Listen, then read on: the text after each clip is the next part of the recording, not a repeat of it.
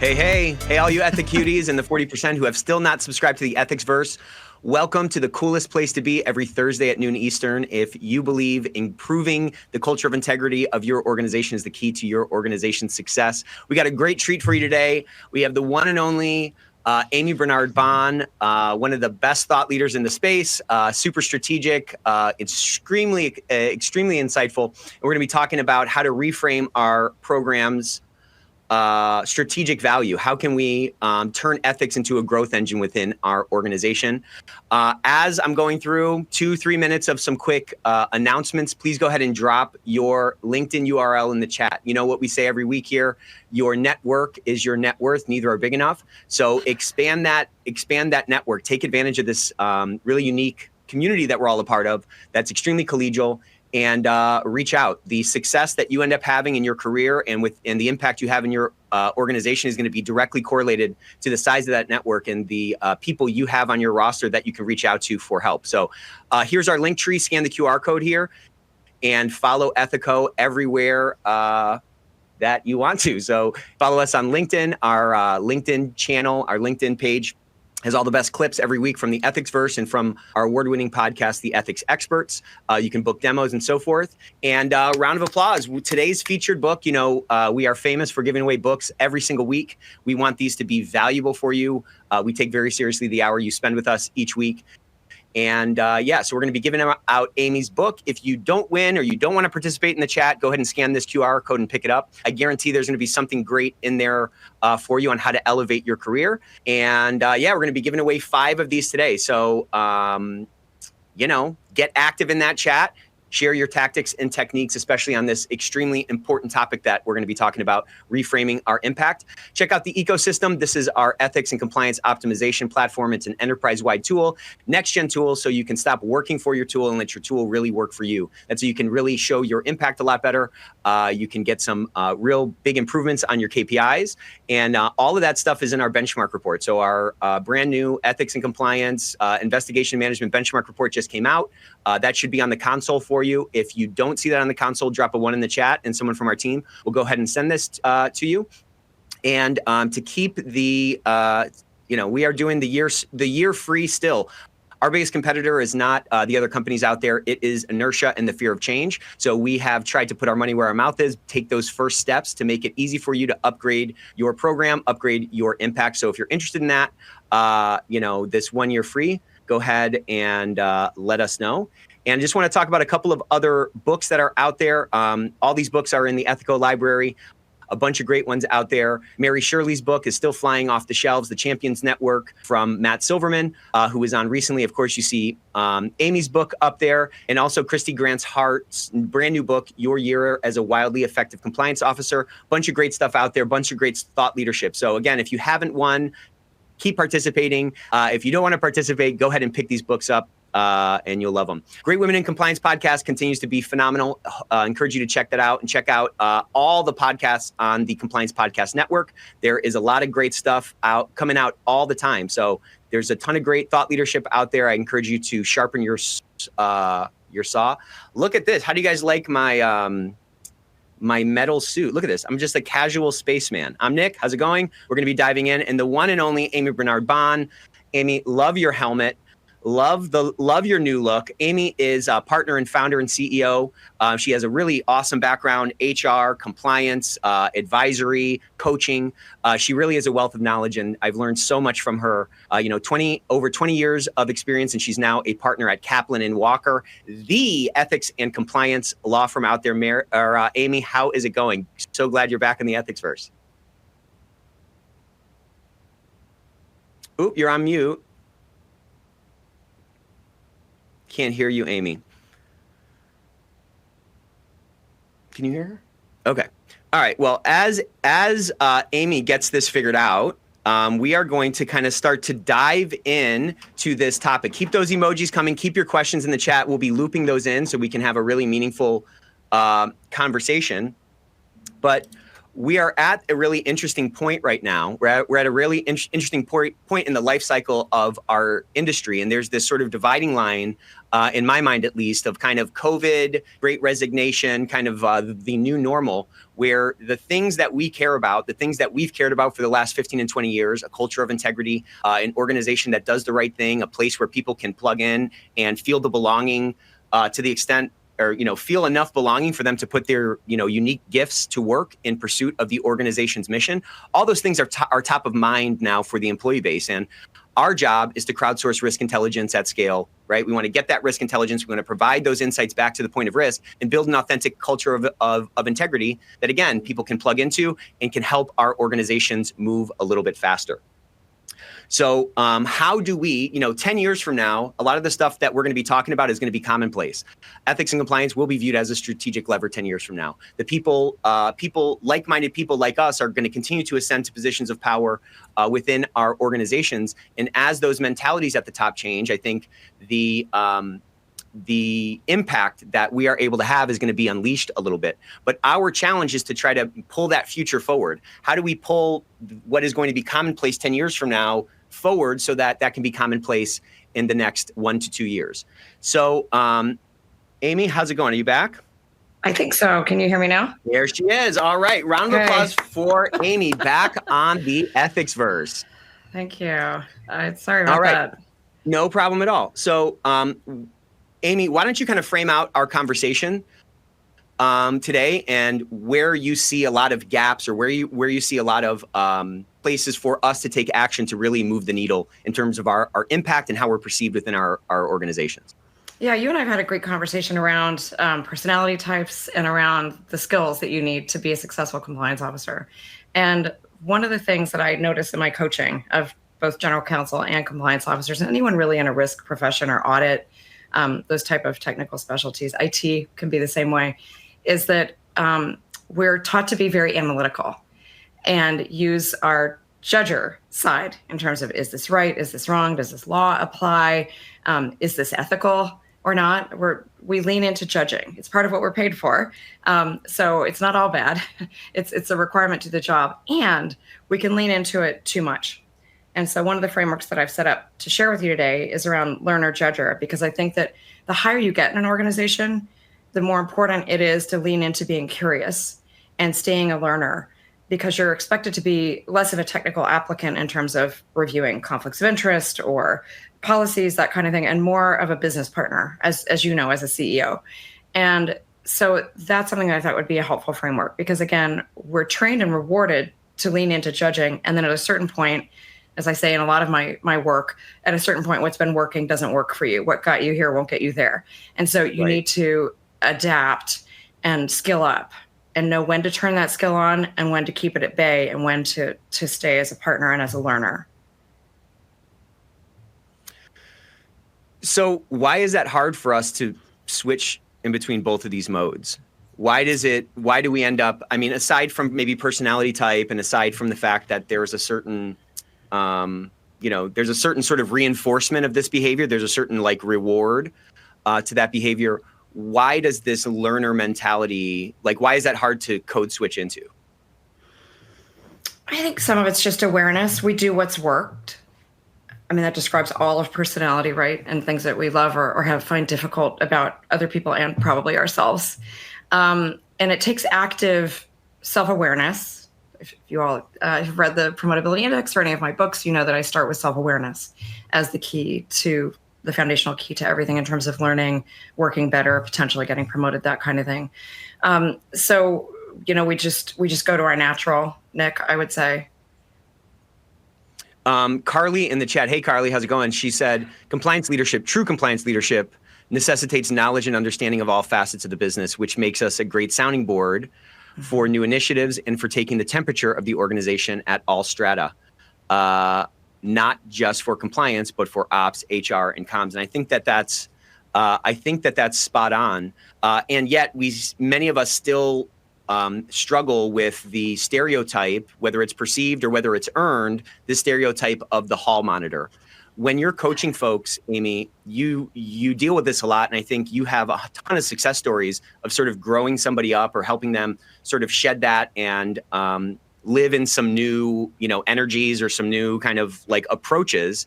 When you're having those kinds of conversations, You were talking about kind of self-awareness. Where do you think that comes from usually? Does it come from the individual that you're coaching saying, I think I have an issue here? Or does that come from you saying, you may have an issue here and you might want to start looking at the way that you interact with other departments, other leaders in a different way? Usually it comes up in a 360 review that I do. So I interview about a dozen people, colleagues, stakeholders, direct reports around how someone's showing up. And it gives a lot of good information along with the Hogan assessment, which we may talk about later in terms of people's values, motivations, preferences, how they perform at their best, and how they respond under stress or challenge to their values, which is usually not really good. We've all got triggers, we've all got reactions, and how we deal with them. The best leaders still have triggers. It's just they've learned to mitigate and manage them when they show up. Not unlike kind of what I always say is, risk-proof yourself, self-assess yourself, know what shows up for you. So these are tools that help you do that and help you understand perceptions of your leadership. I think one thing that I would mention too is we can't really underestimate even just the title and the role that we're in and how that sets us up potentially to be on our back foot. Just simply having the title, compliance officer, head of audit, general counsel, is a little bit scary for people in revenue generating positions. They automatically see it as a no, even though you may not be doing anything. So I think part of it is just knowing that you're going in there with that baggage potentially. And so you need to be even more approachable and lean into your approachability and the business partner element more than you might think you need to. So if somebody suspects, or let's say they haven't done a 360 and they suspect that they might have some of these perception issues, how do, I just kind of want you to expand a little bit on this concept of risk proofing yourself. How can we take kind of an inventory and get a higher confidence that we're not coming across in a way that we don't intend? Feedback is critical because we tend to judge ourselves by our intent and others judge us based on our impact. And if you think about how you judge other people, you'll realize that, yeah, that's what you do. So the challenge is getting past what we think we're doing and understanding how it's landing with other people. So one of the best first steps in the direction, I think, of getting feedback is asking your boss, asking a key stakeholder, what one thing can I do to be more effective in my job? And that's a low risk way, a psychologically safe way of asking people for feedback. And you're only asking for one thing. It's not overwhelming for them. People may say, I need a minute to think about that. Let's talk about it in our next one-on-one, that kind of thing. But it's pretty rare that someone will refuse to give you feedback. And they may throw a softball the first time and just say, well, you could prepare a little bit more for X or come earlier to Y. But the next time they're going to see if you take the feedback well and if you thank them. Thanking them is key, listening, especially if you don't agree, not arguing, just saying thank you, and even if you think it's unfair or incorrect, at least you know what their perception is, and then you can do something about it. And then you can ask again, say 6 months later, and you make it an even deeper response. So that's one way that I would say. And if you ask 2 or 3 people that, you'll get some interesting responses, and that can be helpful. There's qualitative ways to understand as well. Are you being invited to the right meetings? Are you being brought in early enough on issues that you really think you should be? Those are more measures of success, I would say, that where you just feel in your gut, okay, they trust me. I'm a business partner. I'm getting what I need to know, and I'm coming across the way that I intend to come across. We have a great question from Wendy. Hey, Wendy. Wendy said, how to best explain to stakeholders that I'm not a lawyer, or at least not hired into the job of lawyer here, when they ask me to interpret the law, when they ask for interpretation of the law? Different law departments deal with this differently. It's interesting. I'm coaching a group right now that's having challenges in defining compliance vis-a-vis the general counsel's office. So if they're literally asking for a straight interpretation and it's not something that you've been given authorization to do, because sometimes you work with a law so regularly that you actually do know and the law department's okay with you. I've observed compliance people who have such a good trusting relationship with the lawyers on a particular subject matter area that they're given kind of seal of approval to be kind of seconded as an attorney on that. But if you don't want to, or that's not the case, I would try to be a partner and just say, I'd love to bring in my attorney, my counsel on this, and help facilitate that conversation. Is what I would say. You want to make sure they're not forum. You want to make sure they're not forum shopping, right? We've all probably been in the role where someone's gone to legal, they haven't gotten the answer they want, so they come to you and they're trying to get a pass on something. Not to be cynical, but that kind of happens. So you don't want that to happen to you, because then legal is going to be pretty upset, right? And the company might not be happy. So you want to close that loop. Yeah, Carly kind of gave some similar advice. She said, so by training, I'm a lawyer, though I'm now a specialized compliance officer.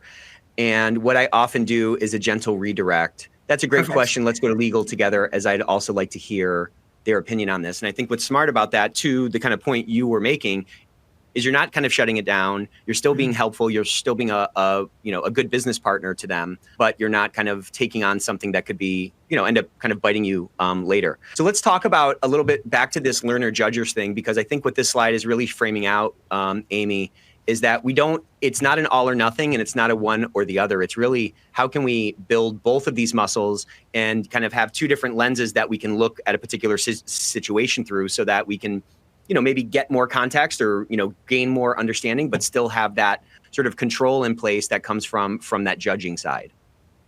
Yeah. So you may find this during difficult conversations. So let's say you have a meeting for a new policy or a new business product that you're reviewing, and you're already on edge about it because it's hitting your risk flag, your risk monitor, and your internal kind of gut. I don't know about this kind of thing. What I'd recommend is staying in curiosity mode as long as possible. What that does is it makes sure that you are getting the most information before actually rendering an opinion. And it will feel and come across to your business partners as though you're really trying to understand their position, where they're coming from. And I think you'll just be a better advisor no matter where you come out. Even if you still come out at, I'm not comfortable with this, or you decide, okay, this would work if X and Y. But just staying in that place of curiosity, tell me about how this will help our business. Tell me about how you've already thought about this. What are some of the risks you've thought about with this? Open it up to them being a partner with you, so that you're not just the hall monitor, as Nick put it. So you get better information, and you can, and they feel more aligned, so that then if you do need to put the brakes on something, at least they feel heard. They feel like you're a partner. When you just jump in, what I see sometimes, and I've got one client right now where we're going to have to really change his communication strategy. Unfortunately, he happens to be a general counsel. People just feel shut down. They feel condescended to. They feel like he doesn't respect them. And he's not asking enough questions. So it's going to be a huge style change, but we're literally going to be sitting on that together in terms of ask questions, and not the questions of they're questions and then they're questions, right? They're questions that are genuinely, and hey, tell me more about this. I'd like to understand, X or Y, as opposed to the kind of attack questions, right? Like, I really don't understand how you came up with this, right? That's not really, it's kind of a statement. It's sort of a question, but it's definitely more on the attack, those kinds of things. So. Yeah. And again, right, if we're going to, I just kind of have this picture of us as, potentially the circulatory system of the organization. If the circulatory system doesn't work well with the organs, well, then those organs are never going to get any of the benefit from that circulation. And, it's so wild that the way that we show up, the way we interact with people has a direct impact ultimately on the risk mitigation efforts, or the extent to which we're able to actually find and mitigate the risks within our organization. And I think when somebody feels attacked, they're definitely not going to feel like they're your teammate.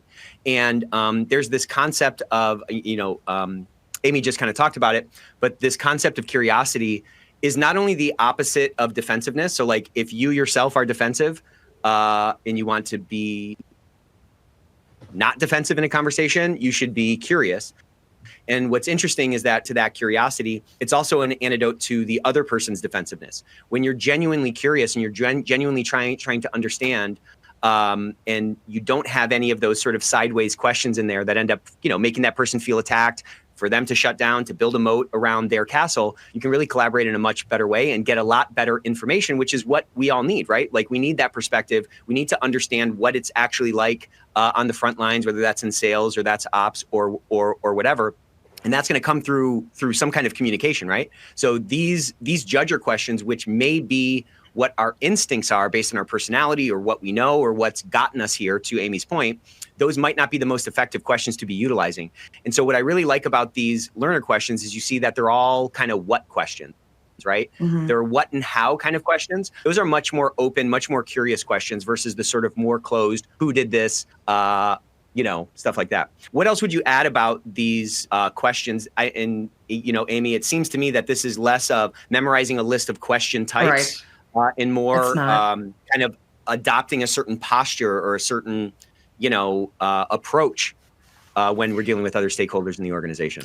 Yeah, I love these questions because, just to give some credit, Dr. Marilee Adams wrote a wonderful book. And for those of you who are interested in digging in deeper, it's called Change Your Questions, Change Your Life. It's been a bestseller for years, and she's phenomenal. She came up with this question thinking methodology that she found in her coaching practice was really important. And these aren't things that we actively know we're doing. If you look at these judger questions here, what's wrong? Who's to blame? How can I prove I'm right? These are kind of subliminal questions that are often potentially going on in our mind. But if we become aware of these, I'll give you a great test to do. Next time you're in an argument, let's say with your spouse, partner, or kid, that's often where it's a good place to practice. Just be aware of what's going on in your mind and what you're getting ready to say and why. And very often, and I do this too, I have worked to get better on it with my husband. But I can find myself sometimes being like, I just don't want to argue about this. I just want to do this. So basically, how can I prove I'm right is ultimately the subtext of what's going on in my little brain to protect itself, with something. And it doesn't work very well. Been married for 30 years. And so, it goes on, right? You've probably seen your spouse do it. You do it. Your kids do it. They're like, how can I just win this? And most of us know that in a happy relationship, it's not about winning, right? It's about listening, and it's about kind of coming to agreement, giving in sometimes, not always being the one to get your way, all that thing. Well, I apply that to business as well. And so if you can stay in, what is so important to this other person across the table from me or next to me, they're feeling really strongly about this. What could be going on there? I often find if I slow down and I'm like, you really care about this. I can tell you, you feel really strongly about this. Tell me more.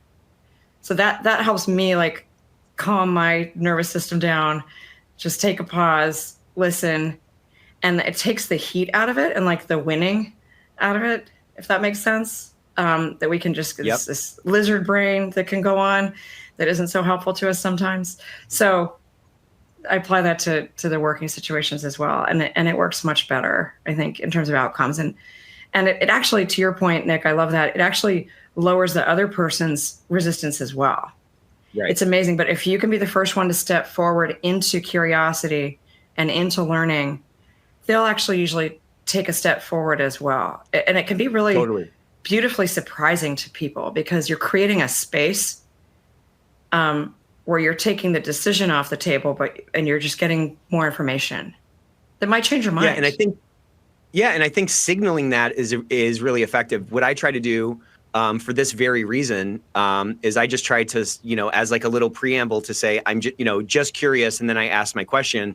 And what I find that does is that's a good reminder to me to like stay in that curiosity mode, So me saying great. That is almost like a reminder for myself. But what I've also found is it really signals to the other person that I am intentionally trying to create that space that's of safety to like really, arguing my point. And I'm sure everybody from Ethico that's on this might be looking for the thumbs down emoji because I might be describing myself in a little bit of a different way than I actually come across.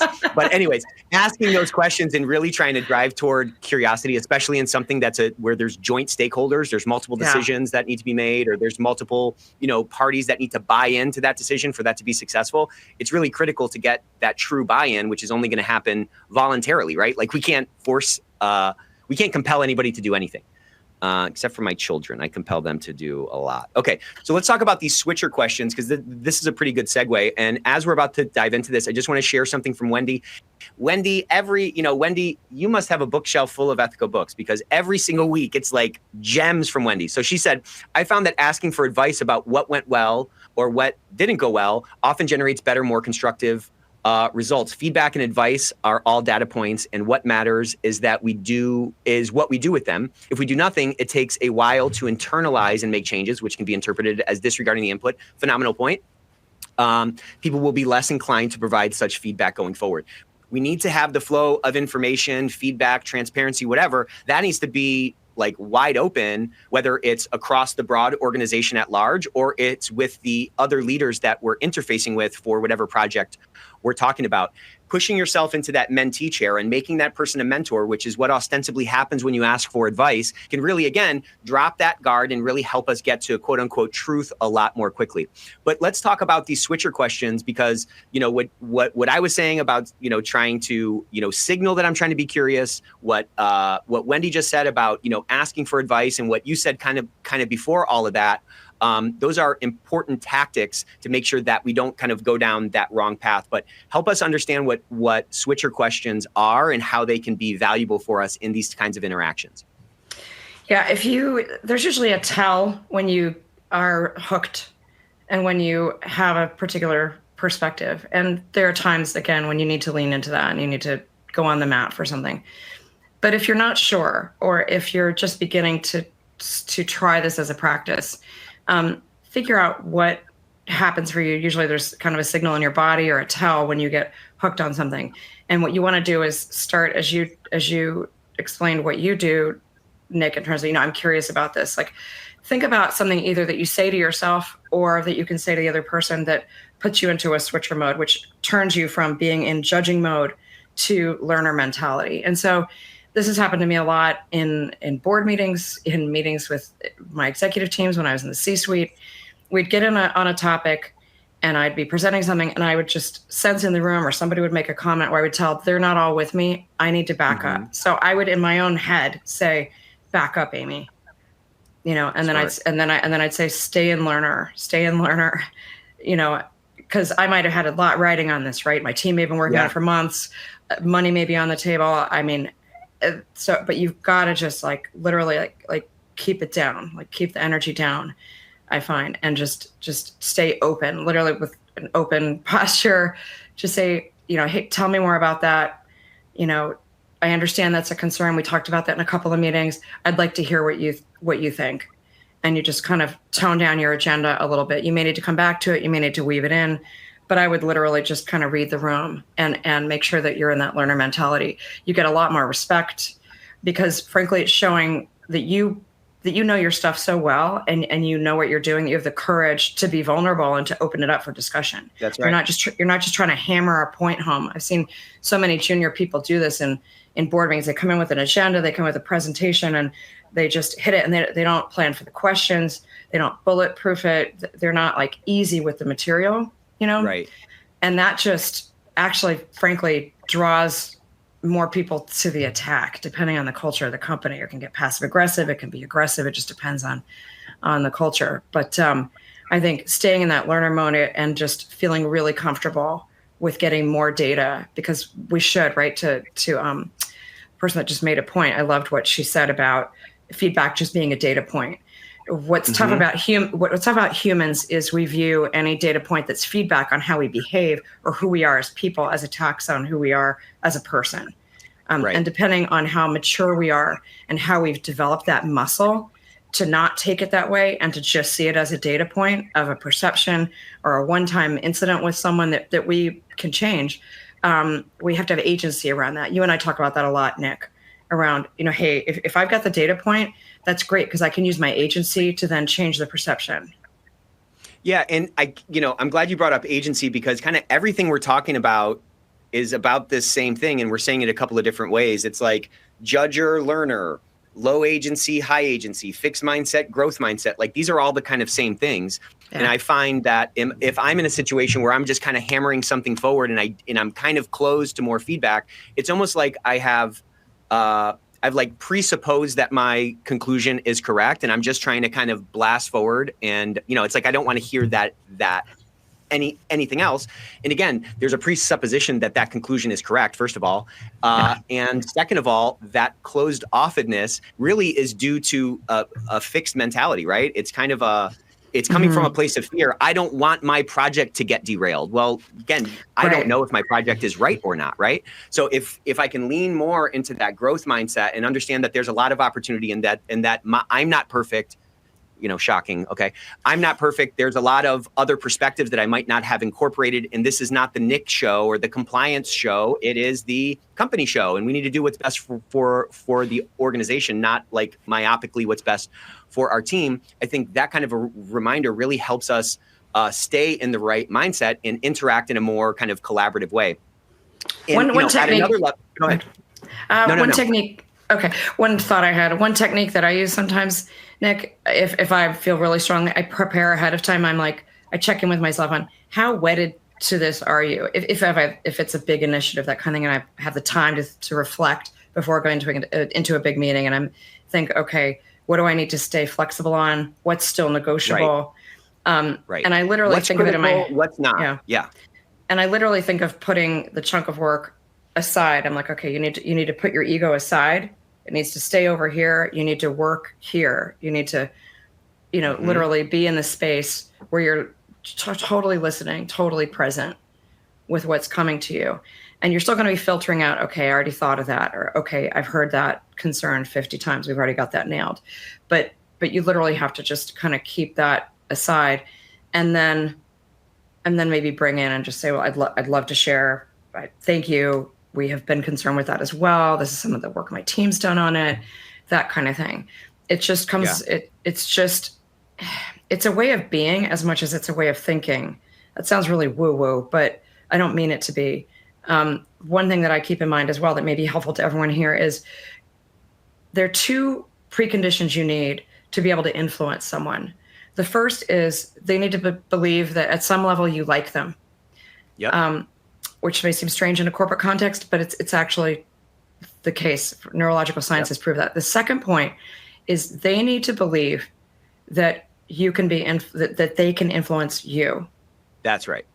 And so which implies a relationship, right? Exactly. I mean, we're talking about a two-way street. You just described a two-way street, right?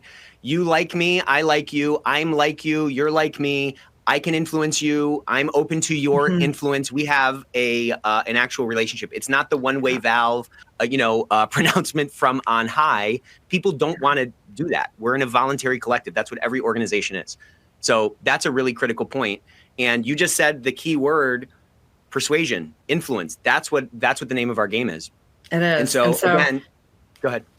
Yeah. So when you want to, one way that we can demonstrate that we are open to being influenced by other people is by listening really well and by creating that space of listening, even when we don't want to, and when it's really hard. This is not easy. I mean, I'm not saying any of this is easy, right? Yeah. No, it's not easy, but it is in another way, because we have normal relationships outside of work. We have these kinds of relationships elsewhere. You have those with your spouse and your friends and your siblings and stuff like that. And so again, shocking, bringing some of those normal human to human, tenets into the workplace where it's all human to human also works. There's a great question in here. Oh, sorry. What I want to say before I get to this question is we're really talking about elevating from a compliance officer to a compliance executive. And if you think about an executive, or you think about somebody who's made it to the C-suite, or somebody who's made it to the board, they've made it to those positions presumably because they have a lot to offer. But if you think about it, they can never offer the right solution unless they understand the problem. So we really need to, again, to Amy's point, this is all one thing that we're talking about. If we can stay in that curiosity mode, if we can stay in a mode where we're really trying to seek to understand, well, then the odds of us being able to apply the solutions to problems that we've encountered in the past are going to be a lot higher. When we're closed off to that, the odds of us getting, getting an error and applying the right solution to the wrong problem or vice versa is obviously going to be a lot higher. And, what an executive is really good at doing is persuading other people within the organization. They can persuade them in an authoritative way. They can persuade them in a more kind of collaborative way. But at the end of the day, nobody is, like I said before, nobody is compelled to do anything within an organization. They all do all those things voluntarily. And so when we can really understand that, yes, we need to understand the regulatory landscape and how that intersects with our business, of course, that's table stakes. But we also need to understand how to be more effective in our organization, how to be more persuasive, and know that we have to build actual relationships. Now our path from compliance officer, quote unquote, hall monitor to true compliance executive, where we are an actual strategic lever, we have these relationships, we can be brought in a more proactive way. The odds of that are a lot higher. Absolutely. Great. So let me tell you this question from Christina, because I'd love to hear what you say here, Amy. So fantastic training. Thank you, Christina. Very insightful. Can you please share what you mean by junior people coming into board meetings and what they're sharing isn't quote unquote bulletproof? What do you mean by that? Sure. That's when, there are usually either board meetings or business review meetings where people are pitching certain ideas or giving updates on projects, and they're not on the executive team. So what I mean by junior people is people who are not regularly on the executive team that are being invited in on the agenda to present. And what I mean by not bulletproofing is being open to the questions, being ready for the gaps in logic or reasoning, or why we might not fund something, why something might be viewed as either too costly or not accepting enough risk on behalf of the company, those kinds of things. It's all in the preparation. Yeah. And preparation. And I think being open to being questioned. I find, and this is, look, I did this too, so I'm not saying I was perfect at all. I learned by mistakes, and I've written about a lot of them. So hopefully you all are learning from some of my screw ups. But, when you're less seasoned, when you're less experienced, and you're given your first big break to go into an executive team, or it's pretty rare, it can be nerve wracking. It's exciting. It's adrenaline charged, and it can make you nervous. And some people go in, thinking that it's just all or nothing, and that they're in there to just get the rubber stamp and move on. And what I found in some of my best executive teams is that's not the case. They were also, by the way, testing the person as a leader. So the person may have thought they were just coming in to present, but they're being reviewed, especially at a large Fortune 5 company where I was a compliance officer. We're looking at the whole package, because later on we're going to be doing 9-box, and we're going to be doing succession planning, et cetera. And so they're looking at, how do you respond under pressure? I had some executive team members who loved to just make sure that the questions they were asking were actually drawing out, how does someone react under stress? How does someone react under pressure? So if they hadn't prepared in a really holistic, full way about how they were going to show up, that's a missed opportunity, I would say. So I would coach anyone in any role to do that. And I think it's kind of I think you're spot on. You don't know what they're actually going for. Questions from an audience is not an indication that you've done a bad job. It's an indication that they're engaged and they have a question. That's all that, that's all that means. And I think many times we think that our value is in our plan. I have this planned out. I've thought of everything. Boom. This is where all my value comes from. And I think our value is more in our ability to plan, because circumstances are changing all the time. New questions come up and so forth. And so if we can rest on that, we can get our confidence from that ability we have to make a plan in changing circumstances, and not the plan that we've etched in stone. That just builds in a ton of flexibility and helps us be confident in the undulating ground that we're walking across. You know what I'm saying? So take advantage of that and recognize that not every single thing that you present is even going to account for every perspective in your organization. How could it? So pushback is not necessarily a bad thing. Questions are not a bad thing. Don't let those kind of derail you. Before we dive in, go ahead, please. The best conversations are one where it's actually a dialogue. So if you plan, keep your deck low slides, less than 10. If you've got 30 minutes, plan to have 15 of it for questions. Those are just some basic rules that I always went in with that worked really well. And just valuing and kind of rating yourself on how did I do after the meeting. I would rate that on how much discussion was generated, how much interest you generated, as opposed to, oh, they didn't ask me any questions, I did great. I find that people walk in too much with that. If you're presenting to an executive team or you're on the executive team, they're there for a reason. They've got value add, or they wouldn't hopefully be in the roles that they're in. And so you want to draw that out. You want to learn from them. You want to get that perspective. It will make you a better leader. And it'll certainly make your ideas more accepted in the organization if everyone feels that they've had their say. Some of it's just due process, right? Some of it's just around the American ideal of, we all have a voice, we all have a vote. So there's that feeling as well.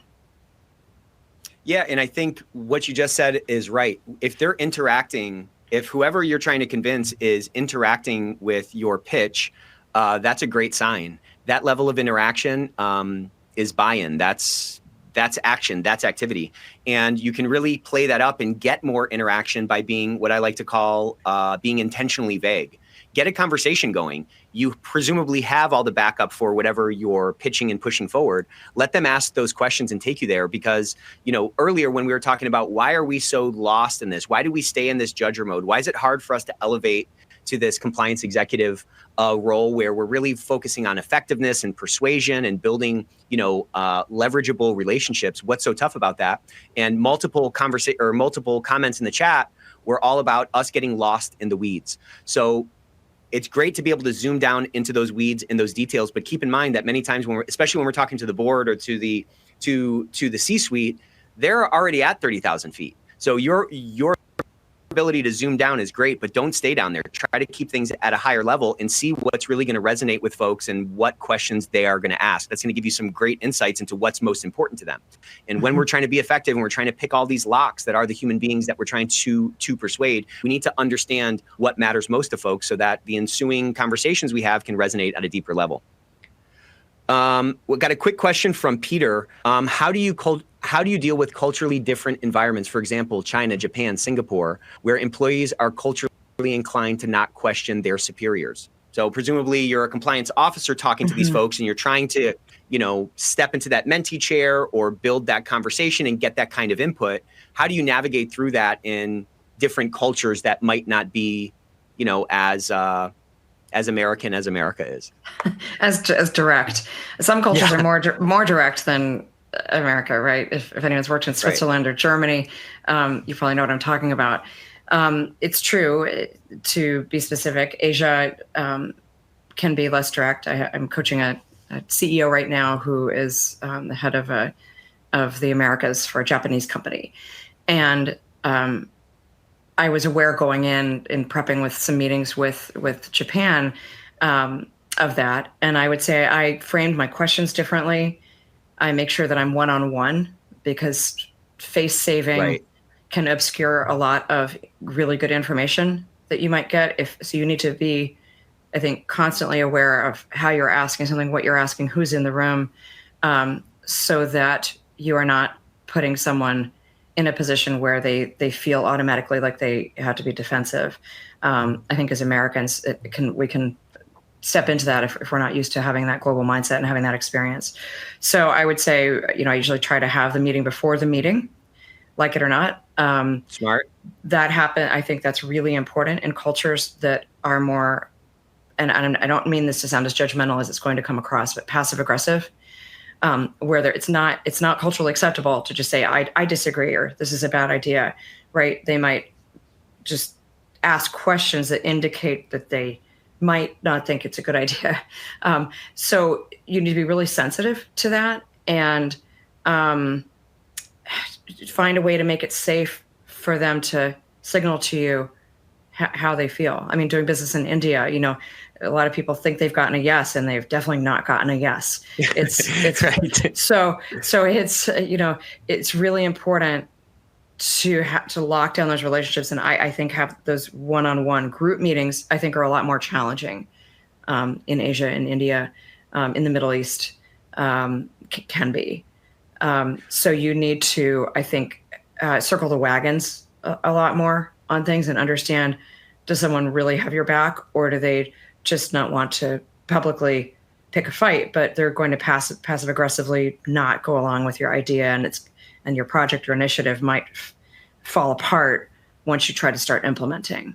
That's certainly happened to me, in different ways, and I've had to circle back. So I think regardless of who you're talking to or what part of the world you're working in, this concept of trust is critical to get anything done, right? You can't really build trust with an audience. You're not, I think of kind of trust as kind of a string between me and the person who trusts me. And so that string isn't going to the group, it's going to all those individuals in the group. And I think in different cultural settings, having the meeting before the meeting, to your point, might allow for some of those strings to kind of be established before you get in front of that entire group, where the saving face or the sort of cultural, regional, whatever group dynamics can end up being some headwinds for the level of trust and ultimately the amount of persuasion that you're able to impact that group with. Mm-hmm. I think understanding the. Go ahead. Okay. Understanding the power system that you're in is really, really important to persuasion and influence, right? Some companies are extremely hierarchical and some companies are flat. And so you need to understand that system when you're entering, what system am I playing in right now? What's my sandbox? Who ultimately has the authority to make this decision? Who does everyone look to? Or is it the type of organization where the CEO sits back and doesn't give their opinion at all until everyone in the room has given their opinion? Those are two very different scenarios in terms of how I would plan out a persuasion strategy on an issue and lead a discussion. But I mean, just listen to how Amy said that. Okay, Amy is a C-suite, expert. What she just said is, essentially the power dynamics are going to determine the persuasion path that I end up taking, and I need to be very intentional about that. This is not a hammer nail situation. Everything's a nail and I'm just swinging a hammer around. We have to understand the actual group dynamics of the group that we're trying to persuade. Who are we trying to make an impact on, and what things in the air that we can see do we need to account for in order to be as impactful as possible? A lot of what we're talking about today, Amy, is great advice for, anybody, a compliance officer that has a whole team beneath them. What advice, or how would you sort of alter this advice for a department of one who has to both participate in these strategic thinking and wants to be part of those conversations, but also has to be kind of in the weeds day to day, like HIPAA investigations and just, the day-to-day blocking and tackling?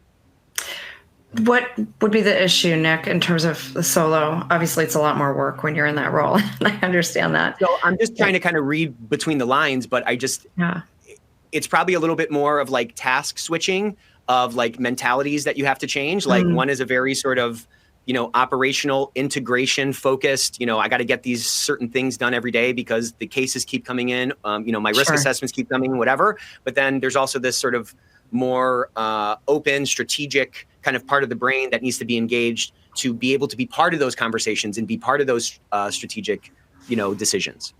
Yeah, or just be aware of when you're in a transaction where some people already look to you as a subject matter expert, you've got the authority to make the decision and you just execute, versus when you're in a persuasion situation. And sometimes it may surprise you. Sometimes you may think you're just executing. Someone questions your judgment, questions the result, and then you may need to say, oh, okay, I need to switch to learner mode in order to persuade this person that what I thought was just executing, actually I need to explain why this conflict of interest, prevents them from doing this activity, or why we need to put some mitigation stuff in place. Yeah, great advice. I mean, kind of the theme for today is kind of intentionality. And so to your point, what mindset do I need to have for what I'm doing? So that's great advice. Thanks for that question, Wendy. Okay, so let's jump back into this learner versus judger, and let's talk about this belief behavior matrix and how an understanding of this flow chart can help us be a little bit more effective as compliance executives. This is something that you can use internally. And this is, I think, one of Dr. Adams' great contributions to kind of the thinking around deconstructing what's actually going on in difficult situations when we're just not, when we're at loggerheads with someone. So you might think through a difficult relationship that you have, or a difficult meeting you're coming up, and these are questions you would ask yourself. You'd say, what's the limiting belief that I have? And I could give you a common one for compliance and ethics that I've run into for myself when I was preparing for difficult conversations. A limiting belief that many compliance officers might have is sales just wants to do what they want to do. Sales doesn't care about compliance, right? That could be a limiting belief that could be underlying, your lack of trust. There may have been some situations that have happened in the past that lead you to believe that. It's often a trigger point, right, between the two functions.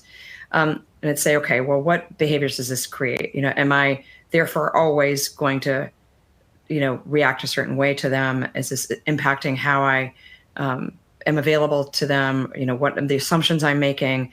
How can I, what results? And that could lead to confirming sales' perception of me as a hall monitor. It could, right? If I act that way and they act that I'm that way, we're just putting each other in boxes.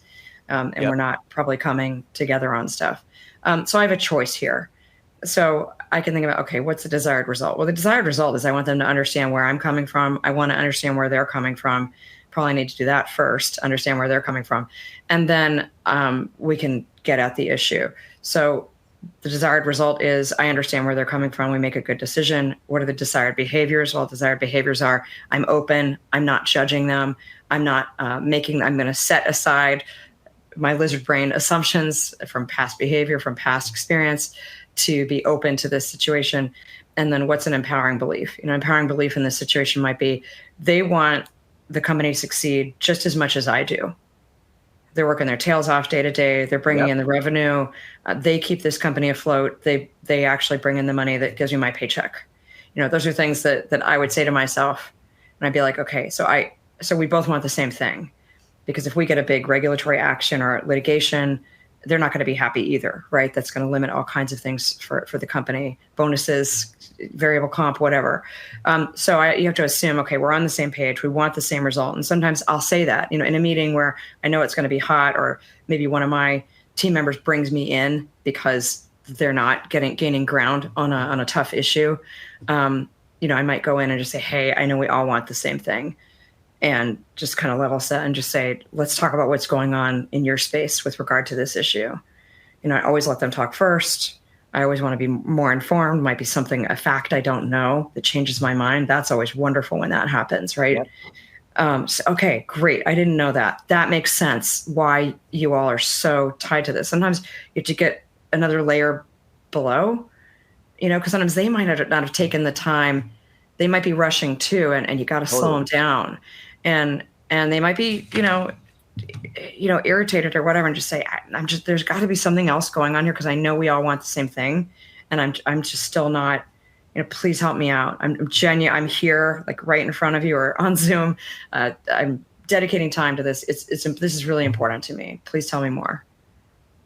So, I think it's important to. We're all kind of conscious of these unconscious biases we have, and those are typically directed, or this conversation is typically around, protected groups and making sure that, we're not unduly biased in hiring decisions, promotion, whatever. But let's not forget about the unconscious bias that we can have to other groups within our organization, other departments.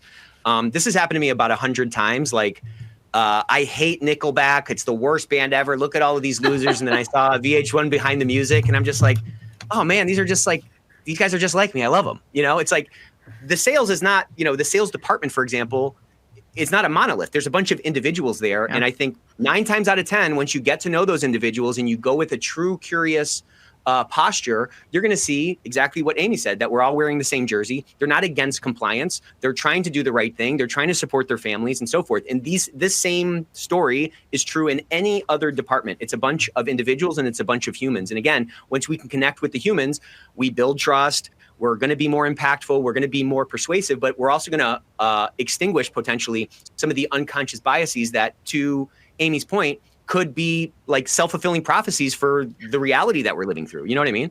Mm-hmm. And again, I don't think we ever intend to come across that way, right? It's absolutely not. Yeah. Okay, so you use this Hogan Profiles, Amy, and you sent us some really interesting slides. And a lot of what we're talking about today, this is work that you have to do. This is a self-assessment type work. Amy called it bulletproofing yourself, or, doing your own risk assessment. Part of that, a risk assessment is the quality of our risk assessment and the conclusions we draw from that is going to be a function of how well we understand the risk of the organization, right? So when we're doing our own risk assessment, what we're really driving toward is a deep understanding of who we are, how we might be coming across, and what changes we might need to make to how we interact with the other human beings in our organization to drive more effectiveness, drive more strategic impact, and so forth.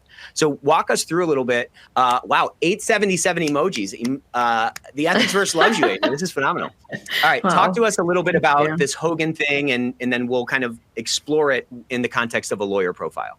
Yeah, the Hogan is a wonderful instrument that I use in my coaching. I have other instruments as well, but I really love this one because it gets deep really fast for clients, and it's only the client that fills it out. It's a 45-minute online assessment that breaks down into 3 statistically validated categories: what your values, motivators, and preferences are as a person, how you show up at your best, and then how you show up under stress or challenge, which is not always great, right?